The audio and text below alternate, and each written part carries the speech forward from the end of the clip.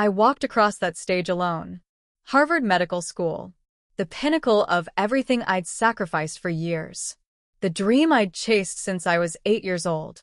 The goal that cost me sleep, friendships, and countless nights crying over textbooks.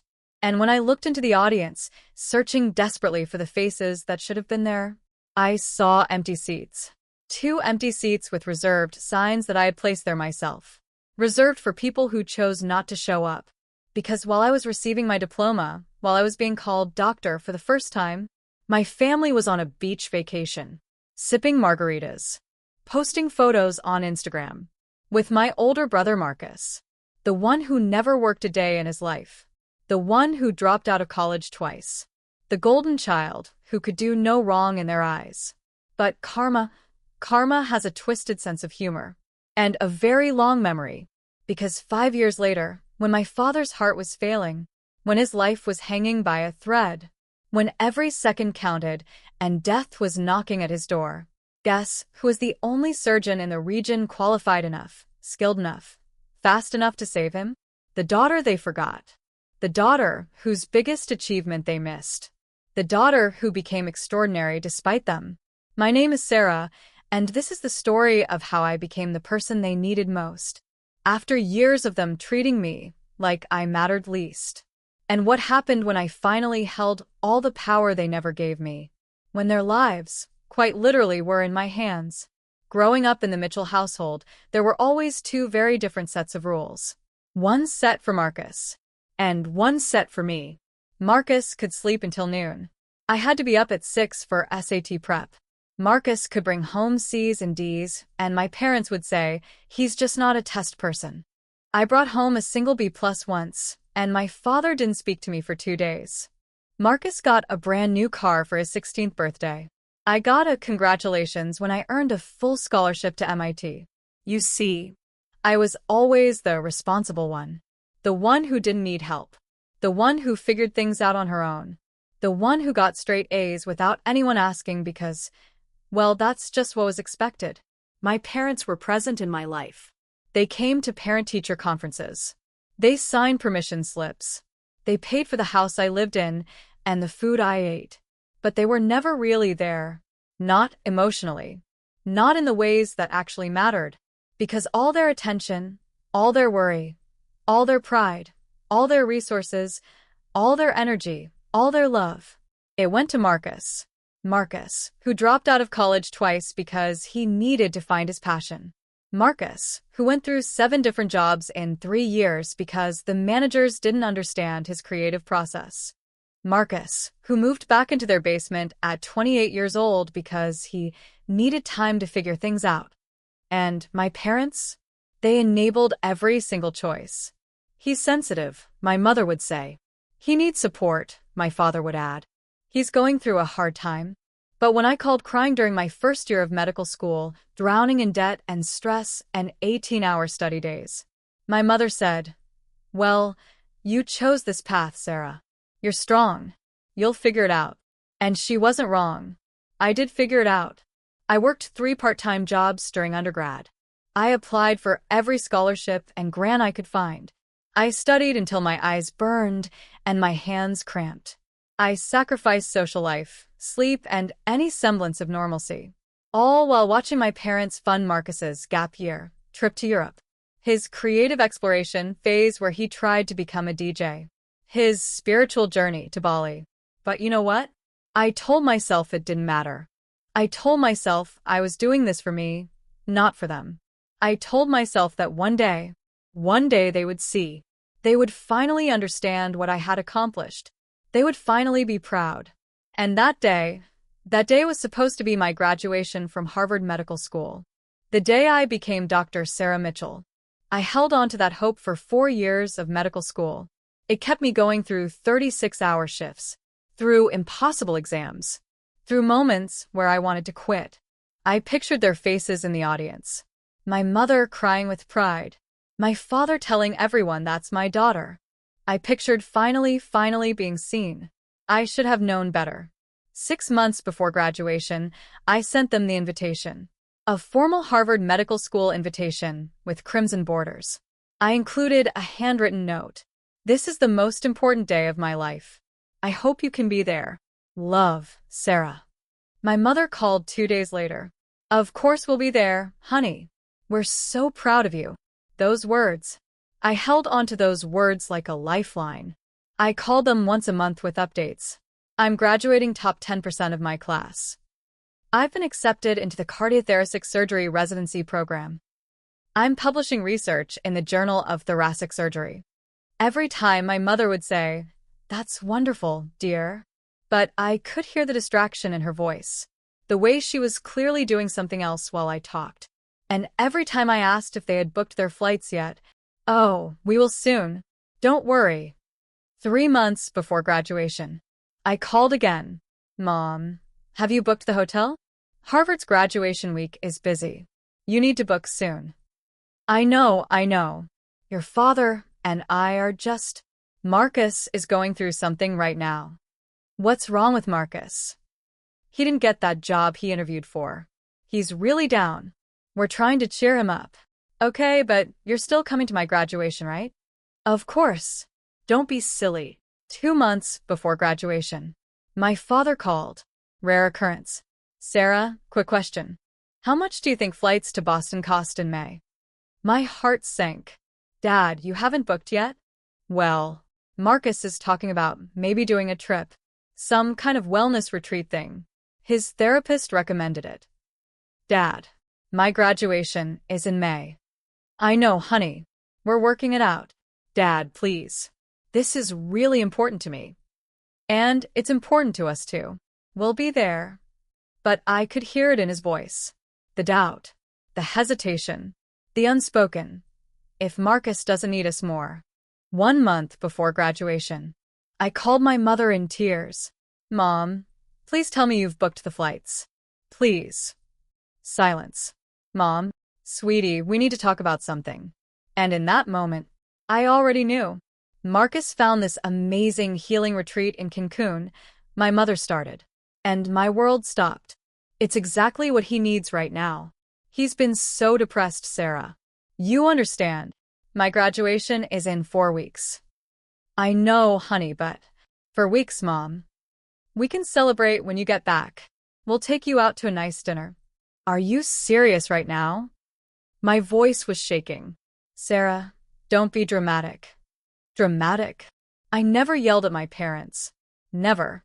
But something inside me snapped. I've spent 4 years in one of the hardest programs in the world. I have studied until I couldn't see straight. I have sacrificed everything.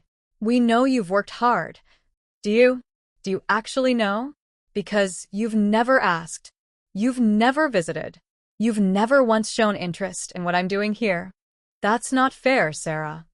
What's not fair is that Marcus gets everything handed to him while I have to fight for scraps of your attention.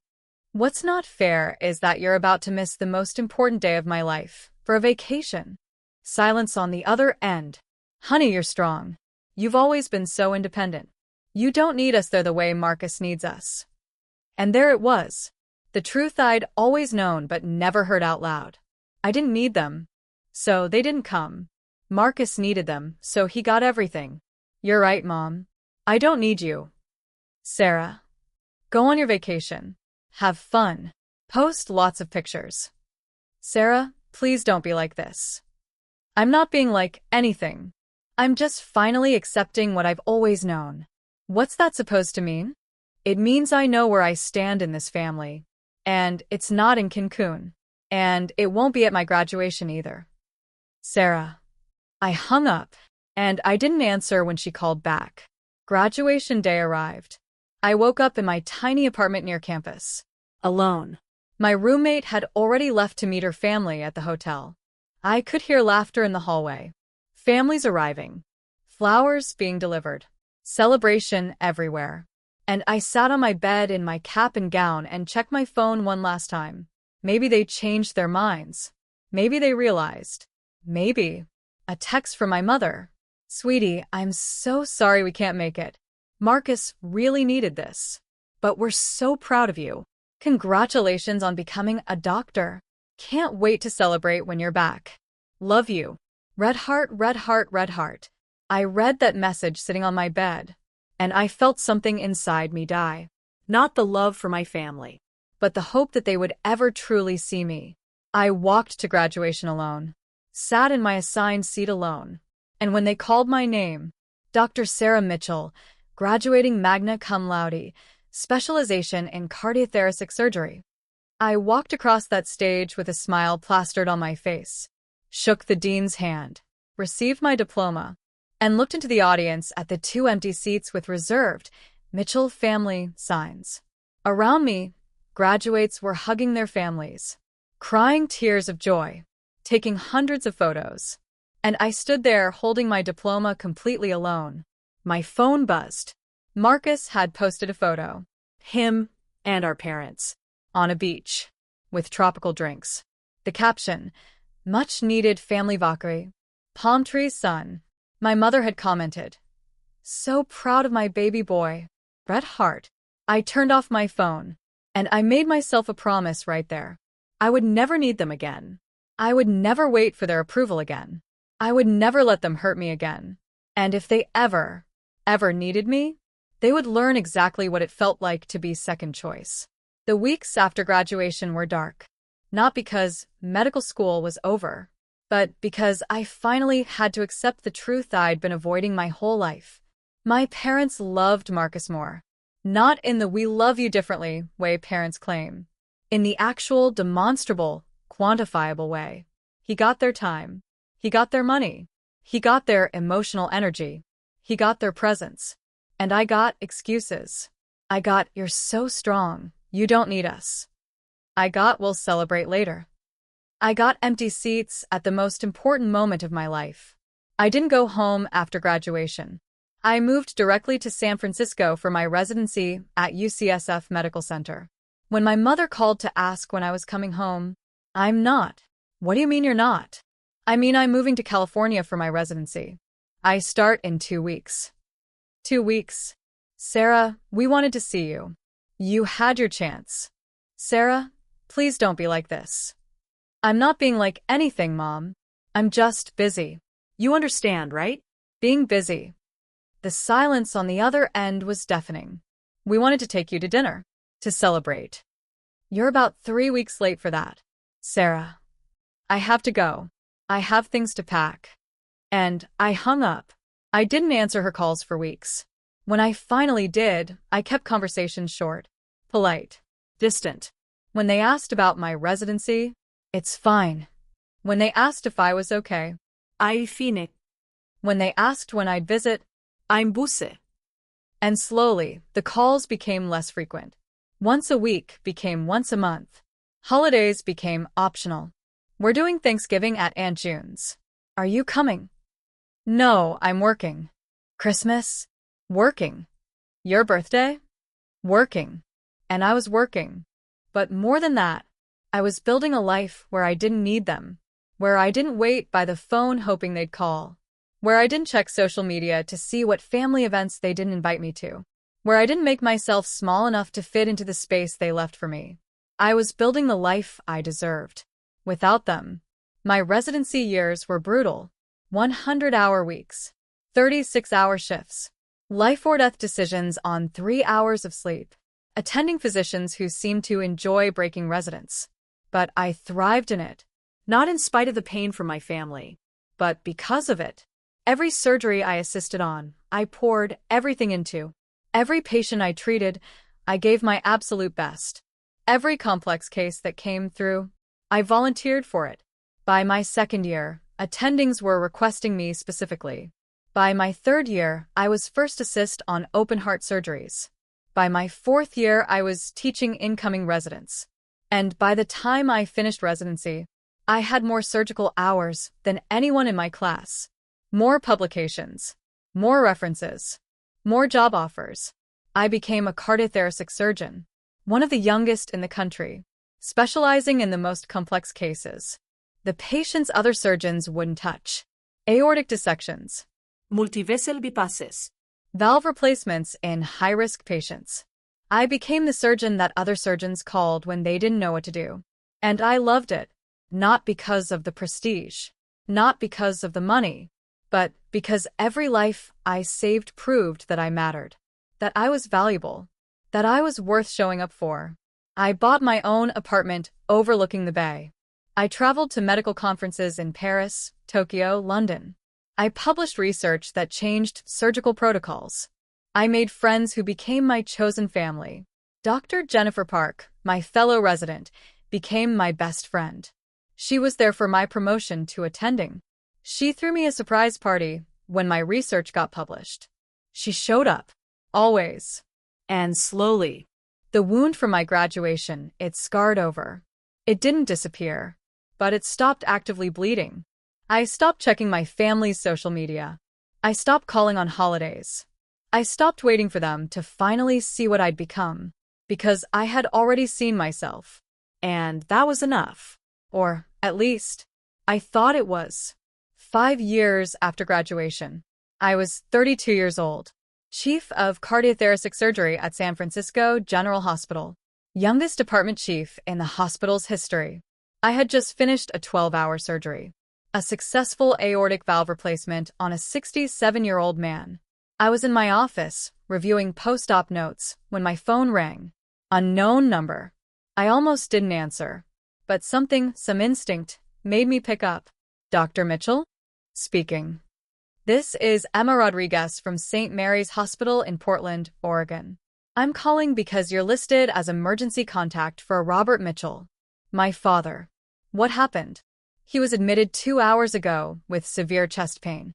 We've run tests and, Dr. Mitchell, he has a type A aortic dissection. I knew exactly what that meant. Type A aortic dissection. A tear in the inner layer of the aorta. Blood forcing its way between the layers. Every heartbeat pushing more blood into the tear, creating a false lumen that could rupture at any moment. What's his status? Critical. Blood pressure's unstable. We've got him on 4 meds, but Dr. Mitchell, he needs surgery. Immediately. Without it. I know. I knew the statistics by heart. Without surgery, 50% die within 48 hours. 75% within 2 weeks. Nearly 100% within a year. With surgery, there was a chance, but it required a skilled surgeon. And even then, it was one of the most dangerous operations in cardiothoracic surgery. Where's your cardiothoracic surgeon? Dr. Reynolds is our best, but he's in the middle of a triple bypass. Won't be available for at least 6 more hours. Your father doesn't have 6 hours. I close my eyes. 5 years. 5 years since they missed my graduation. 5 years of distance. 5 years of building a life without them. And now, I'll be there in 3 hours. You? But you're in San Francisco. I know. I'm getting on a plane now. Dr. Mitchell, are you qualified for? I've performed 47 aortic dissection repairs. My success rate is 94%. I'm more than qualified. He's my father. I'll be there. I hung up and sat in silence for a full minute. Processing. Then I called my chief resident. Cover my patients. Family emergency. I'm going to Portland. Is everything okay? No. But it will be. The flight to Portland was 90 minutes. The longest 90 minutes of my life. I spent the entire time reviewing the case in my head. Type A dissection protocol. Surgical approach. Potential complications. Backup plans. I'd done this surgery dozens of times. But never on my own father. Never on someone where my emotions were this complicated. Part of me was terrified. Terrified of losing him. Terrified of not being good enough. Terrified of the weight of holding his life in my hands. But another part of me, a darker part, was angry. Angry that he got to call me only when he needed me. Angry that this was how they finally saw my value. Angry that it took him dying for them to realize I wasn't just the independent one who didn't need them. I was the one who became so skilled, so excellent, so specialized, that I was his only chance at survival. I didn't know how to feel. So, I did what I always did. I compartmentalized. Put the emotion in a box. Focused on the medicine. Focused on what I could control. The surgery. The technique. The skill I'd spent years perfecting.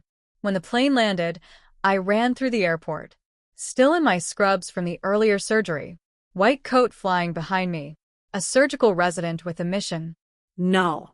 Not a resident, an attending surgeon, one of the best in the country. And I was about to prove it. I walked into St. Mary's Hospital at 8:47 p.m. The emergency department was chaotic. Typical Tuesday night. But I wasn't there for typical. I walked straight to the nurse's station. Dr. Sarah Mitchell for Robert Mitchell. Where is he? The nurse looked up, eyes widening slightly.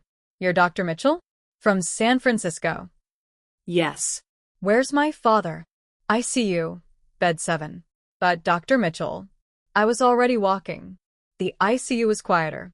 Beeping monitors. Hushed voices. The controlled chaos of critical care. And then I saw them. Outside room 7. My mother, sitting in a chair, face in her hands. My brother Marcus, pacing, running his hands through his hair. They looked older. Mom's hair was grayer. Marcus had put on weight. It had been 5 years since I'd seen them in person. 5 years. And the first time I'm back is to save my father's life. My mother looked up, and for a moment, she didn't recognize me. I was different too. Shorter hair, professional, confident. The scared, eager-to-please daughter was gone. Sarah? Her voice broke. Mom. She stood up, rushed toward me, tried to hug me. I stepped back, not cruelly, but with clear boundaries. Where's the attending? Dr. Reynolds is still in surgery. They said it'll be hours and Dad doesn't have hours. Her voice broke into sobs. Marcus stepped forward. Sarah, thank God you're here. Can you tell us what's happening? They're not telling us anything, because there's nothing to tell yet. He has a type A aortic dissection. It's critical. He needs immediate surgery. And this Dr. Reynolds won't be available in time. Silence. My mother's face went white. What does that mean? I looked at her. Really looked at her. This woman who gave birth to me, who raised me, who loved me in her own insufficient way. This woman who missed my Harvard graduation for a beach vacation. And I felt nothing. No anger. No resentment. Just emptiness. It means I'm doing the surgery. You? Marcus said it like a question. Like he didn't believe I could. Yes, Marcus. Me.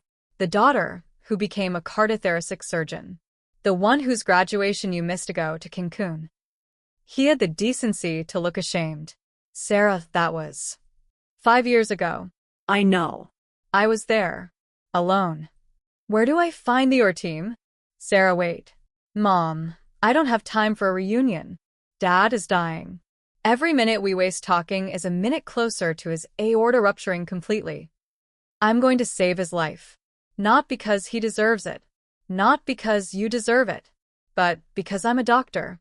And it's what I do. But Sarah, I'll update you after surgery. And I walked away. Toward the nurse's station. Toward the OR. Toward the moment I'd been training for my entire career. But also toward something else. Something I didn't fully understand yet. The moment where the daughter they forgot would hold their entire world in her hands and get to decide what happened next. Before I could scrub in, Marcus caught up with me in the hallway. Sarah, wait. I stopped. Didn't turn around. What, Marcus? I want to say thank you for coming, for doing this. You're thanking me for saving our father's life? Yes, like it's a favor I'm doing for you? That's not what I meant. Where were you, Marcus? What? My graduation. Where were you? Sarah, come on. That was 5 years. Answer the question. We went to Cancun. You know that. Why? I was going through a hard time. You've been going through a hard time for 30 years. I got into Harvard Medical School, Marcus. Harvard. Do you know how hard that is? Do you have any idea? I know, Sarah. No, you don't. Because if you knew, you would have been there. I achieved something incredible. Something that took me years of sacrifice. 80-hour study weeks. 3 jobs. Thousands of dollars in debt. Crying myself to sleep from stress. And you took them away from me on the most important day of my life, for a vacation, because you were sad you didn't get a job. Again. Marcus's eyes filled with tears. Sarah, I'm sorry. I'm so sorry. I didn't realize. You didn't realize? Or you didn't care? Because there's a difference, Marcus. He wiped his eyes. You're right. You're completely right. I was selfish. I've always been selfish. Mom and Dad, they always babied me. And I let them. I let them drop everything for me while you did everything on your own. And I didn't appreciate it. I didn't appreciate you. But Sarah, you're brilliant. You're incredible. You became a doctor. A surgeon. Look at you. I'm so proud of you. And I'm so sorry I wasn't there to say that 5 years ago. I looked at my brother. Really looked at him. And I saw someone who had wasted his potential. Someone who had lived off our parents for so long he didn't know how to stand on his own. Someone who was genuinely sorry. But sorry didn't change the past. I don't need your pride, Marcus. I stopped needing anything from this family a long time ago. Sarah. But I'm going to save Dad. Not for you. Not for Mom. But because it's what I do. I save lives. Even when those lives belong to people who failed me. And when he wakes up, he's going to see exactly who his daughter became. Without any of you. I walked away, left Marcus standing in the hallway, and headed to the OR. Before surgery, I needed to see him. My father.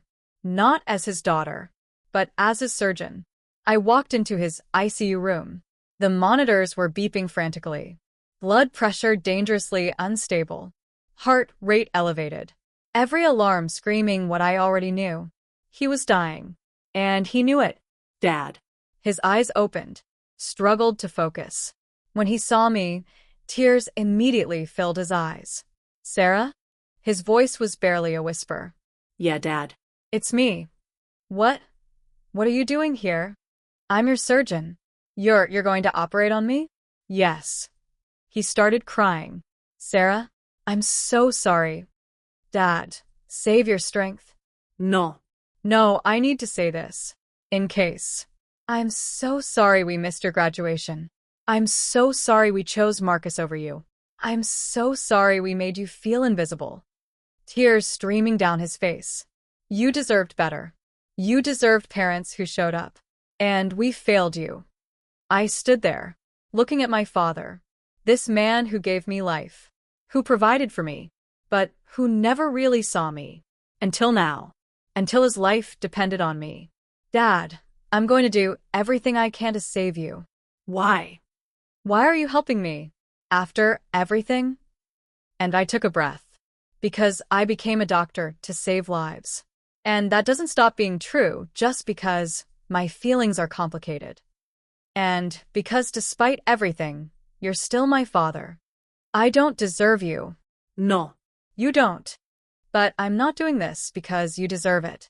I'm doing it because I'm a good person. And a good doctor. And maybe that's enough. He reached out weakly, grabbed my hand. Sarah, if I don't make it, you will. But if I don't, I want you to know, I'm so proud of you.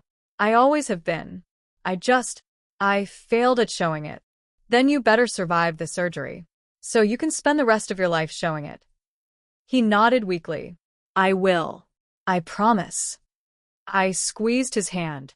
I'll see you on the other side. And I walked out. To save the man who forgot me. I scrubbed in for 10 minutes. Methodically. Carefully.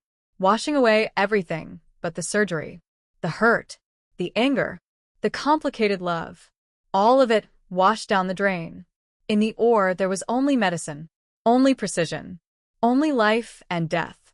The team was ready. Anesthesiologist. Surgical nurses. Perfusionist for the heart-lung machine. An assisting surgeon, Dr. Reynolds, who had just finished his previous surgery. Dr. Mitchell? He looked surprised. I'm taking lead on this one. But this is your father. I know. Are you sure you should? Dr. Reynolds, with all due respect, I've performed 47 of these surgeries with a 94% success rate. This is a type A dissection. Every second counts. I'm not wasting time arguing. Are you assisting or not? He nodded slowly. I'm assisting. Good. Let's save his life. They brought my father in. Already intubated. Already sedated. Already 1 foot in death's door. I looked at the monitors. Blood pressure, 82/45. Dangerously low. Heart rate, 128. Too fast. Oxygen saturation, 91%. Too low. We had minutes. Maybe. Scalpel. The first incision down his chest. Through skin. Through tissue. The sternotomy saw cutting through his sternum. The ribs spreading. And there, his heart. Still beating. But barely. There's blood in the pericardium. Suction. I could see it now. The aorta. Swollen. Dark. The dissection visible even from here. Starting bypass. We connected him to the heart-lung machine, taking over the function of his heart and lungs, allowing me to work on his aorta while the machine kept him alive, cooling him down to 18 degrees Celsius. Hypothermic circulatory arrest. We would literally stop his heart, drain the blood from his body, and I would have approximately 45 minutes to repair the tear before brain damage became inevitable. 45 minutes. To fix something that took years to break. In more ways than one. Temperatures at 18 degrees. Ready for arrest. Stop the heart. And just like that, my father's heart stopped beating. His blood drained into the bypass machine. And I had 45 minutes. I opened the aorta. And there it was. The tear. 3 centimeters long. The inner layer ripped. Blood had been forcing its way between the layers, creating a false channel. One more day, maybe even 1 more hour, and this would have ruptured completely. He would have bled out internally, dead in minutes. But not today. Not on my watch. Graft material. They handed me the synthetic graft. I began the delicate process of removing the damaged section, suturing the graft in place. Each stitch had to be perfect. Too loose and he'd bleed out. Too tight and the tissue would tear. 20 minutes in. First anastomosis complete. Checking for leaks. None visible. Good. Continuing. 30 minutes in. My hands were steady. My focus absolute. This was what I was made for. Not family drama. Not seeking approval. This. Saving lives. Being excellent. Dr. Mitchell, I have to say, your technique is flawless. Thank you. I've done maybe a dozen of these in my career. You make it look easy. It's not easy. But I've done 47. 48 after today. 40 minutes in. Final sutures in place. Checking integrity. Looks good. Prepare to rewarm. 45 minutes. Rewarming. Bringing him back. We slowly warmed his body. Allowed his blood to flow again. And waited for his heart to start. Sometimes hearts start on their own after arrest. Sometimes they don't. Sometimes you have to shock them back to life. We watched the monitor. The flat line. Come on, Dad, I whispered. So quiet no one else heard. Come on. And then, a blip. Then another. A rhythm. Weak at first. Then stronger. We have sinus rhythm. His heart was beating. On its own. Blood pressure. Coming up. 95/60ths. Keep monitoring. Let's close him up. 8 hours. That's how long the entire surgery took. 8 hours of the most intense, precise, life or death work I'd ever done. And when I finally stepped out of that, or when I pulled off my surgical mask, I felt it. The weight. The emotion I'd been suppressing. I had just saved my father's life. The man who missed my Harvard graduation. The man who chose my brother over me my entire life. The man who made me feel invisible. I saved him. Not because he deserved it, but because I could. And maybe that was the real power. Not revenge. Not making him suffer. But being so skilled, so capable, so excellent, that his life quite literally depended on the daughter he overlooked. I found my mother and Marcus in the surgical waiting area. They jumped up when they saw me. How is he? My mother's face was tear-stained, eyes swollen. She looked like she'd aged 10 years in 8 hours. The surgery was successful. He's alive. I repaired the dissection, replaced the damaged section of his aorta. He's in recovery now. Can we see him? Not yet. He needs to stabilize. But he's going to make it. My mother stood up, threw her arms around me. Thank you. Thank you so much. You saved his life. You saved him. I stood there, arms at my sides, not hugging back, not pulling away, just existing in this strange moment. I did my job. She pulled back, looked at me. Sarah, I know we don't deserve your help. I know we failed you, Mom. I didn't do this for you. I did it because I'm a surgeon, and patients die without surgeons. Even when those patients are people who hurt me. I know, and I'm sorry. I'm so sorry. Marcus stepped forward. Sarah, what you did in there, that was incredible. You're incredible. I looked at him. I know. I've always been incredible, Marcus. You just never bothered to notice. You're right. And I'm sorry. Apologies don't change the past, but maybe they can change the future. Maybe. 2 days later, my father opened his eyes. I was doing my rounds when I walked into his room. He was alone. My mother had gone to get coffee. Marcus was parking the car. Just me and him. Sarah? His voice was hoarse from the breathing tube. That.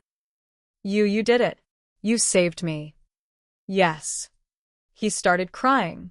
Not the weak tears from before, but deep, body-shaking sobs. I don't deserve you. I pulled up a chair. Sat down. No, you don't. But I'm not a surgeon because people deserve to be saved. I'm a surgeon because everyone deserves a chance at life. Even me? Even you. He looked at me. Really looked at me. When did you become so strong? When I had to be. Sarah, I need to tell you something. I need to apologize.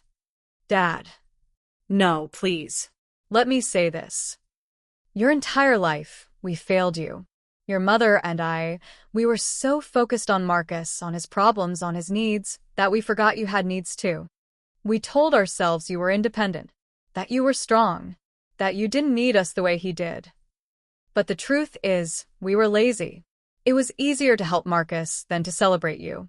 Easier to fix his mistakes than acknowledge your achievements. And we missed everything.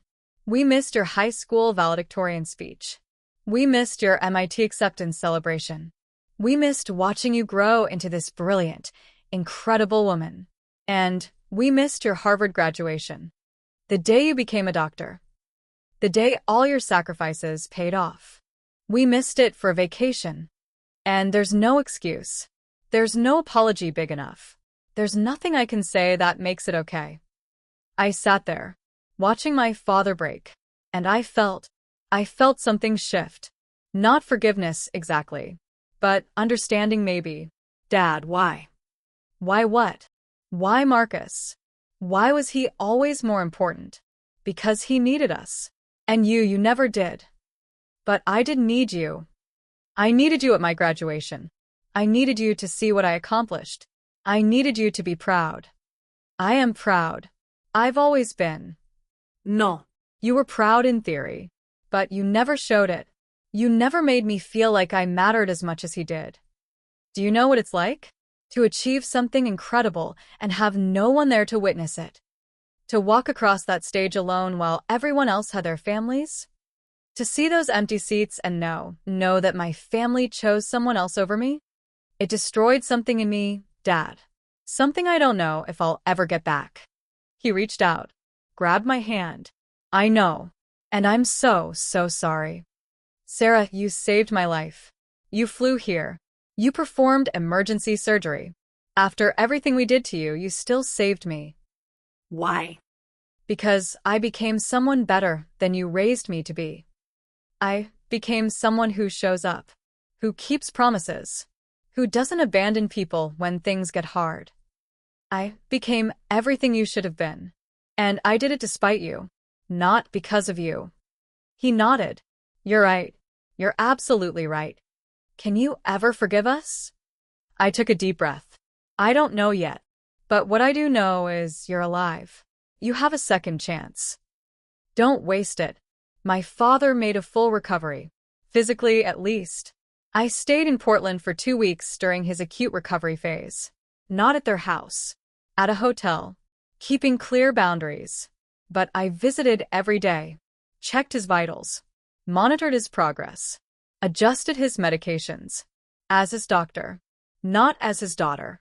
At least not yet. Something changed in those 2 weeks, though. My father tried. Really tried. He asked about my work. Actually listened. Wanted to know about my surgeries, my research, my life in San Francisco. He didn't just hear me. He saw me. For the first time in my life. And it was strange. Getting what I'd always wanted.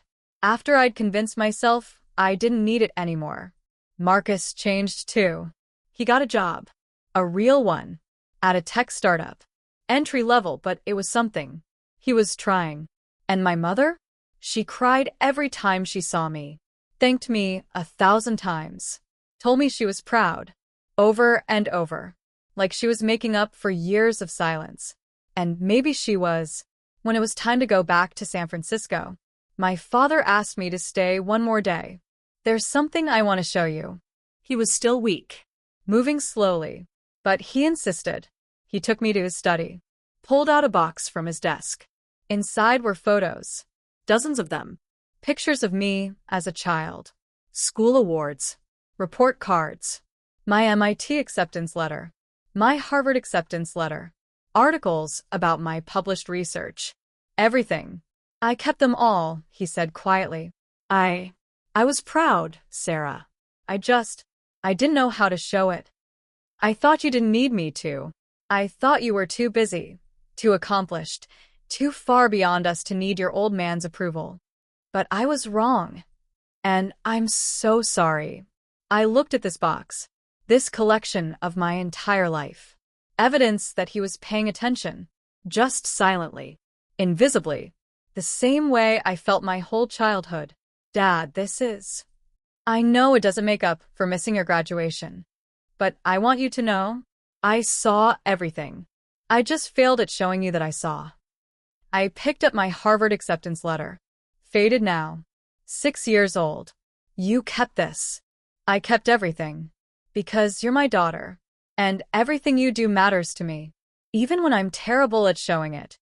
For the first time in 5 years, I hugged my father. Really hugged him. And I felt it. The beginning of healing. Not forgiveness yet. But possibility. 1 year after the surgery, my hospital was hosting an awards ceremony. Outstanding Surgeon of the Year. I was nominated.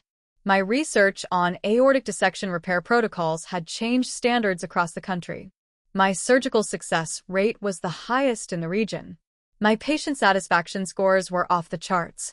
I was the obvious choice. But I didn't think much of it. Awards were nice. But they didn't define me anymore. I knew my worth. With or without recognition. The ballroom was packed. Colleagues. Hospital administration. Donors.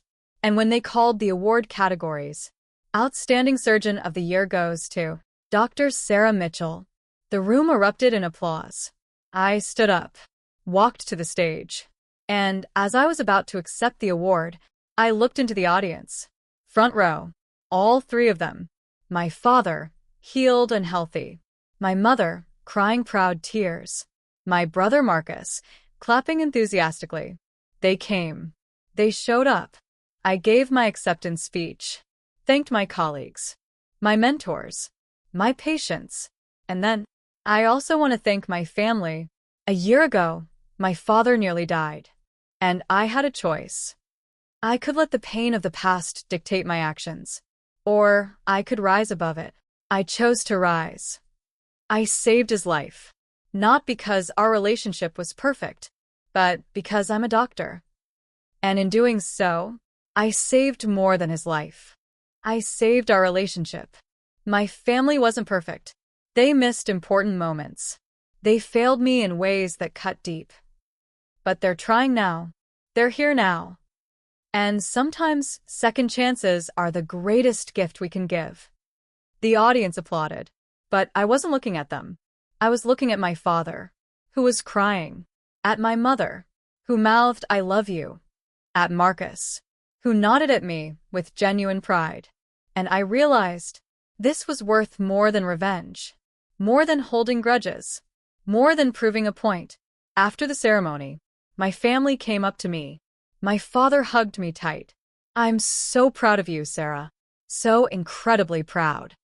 And this time, I believed him. "Thanks, Dad." You know what the best part about tonight was?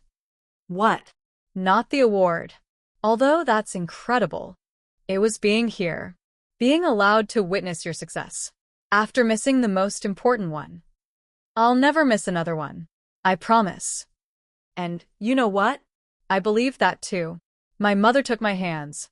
"Sarah, you are the strongest, most incredible woman I know. You didn't just save your father's life. You saved our family. By showing us what unconditional love really looks like. Loving someone even when they fail you.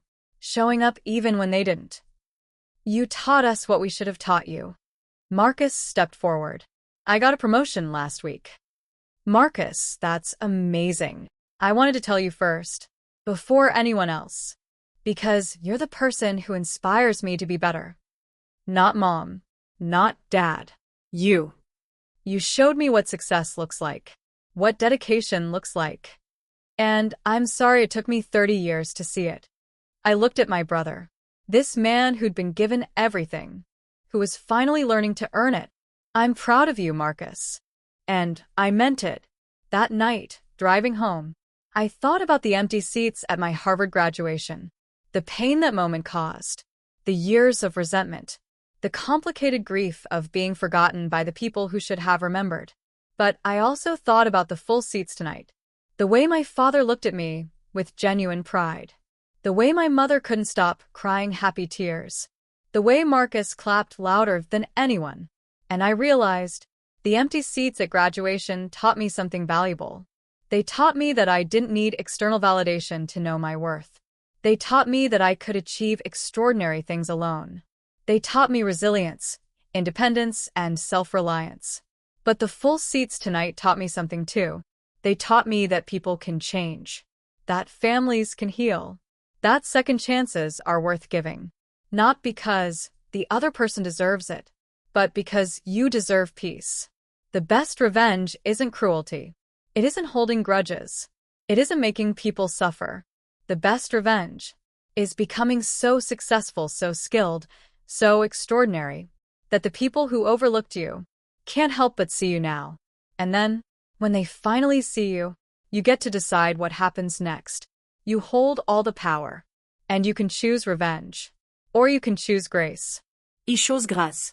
Not because they deserved it, but because I did. I deserved to let go of the pain. I deserved to build new memories. I deserved a family that showed up. And by choosing grace, I got exactly that. 5 years ago, I walked across a stage alone. I received my Harvard Medical School diploma with empty seats where my family should have been. And it broke something inside me. But that breaking, that pain, that loneliness, it forged me into someone extraordinary. Someone who didn't need anyone's approval to know her worth. Someone who could save lives with skill and precision. Someone who rose above. And when the moment came, when my father's life hung in the balance, I had a choice. Let him face the consequences of his neglect, or rise above the pain and save him anyway. I chose to save him. Not because he deserved it, but because I'm a doctor. And because I'm a better person than the pain tried to make me. And you know what happened? By saving his life, I saved our family. By choosing grace over revenge, I got something better than vindication. I got healing. So if you're out there feeling invisible, feeling forgotten, feeling like your accomplishments don't matter because no one's there to witness them, know this. You don't need anyone's approval to be extraordinary. You don't need anyone's presence to validate your success. You don't need anyone's pride to know your worth. But also know this. If they come around, if they finally see you, if they show up late but genuine, you get to decide what happens next. You hold the power. And whatever you choose, revenge or grace, cruelty or healing, make sure it's what you need, not what they deserve. Because the greatest victory isn't making them suffer. It's being so happy, so successful, so at peace, that their absence or presence no longer defines you. And that's true freedom. Breath. That's the best revenge of all.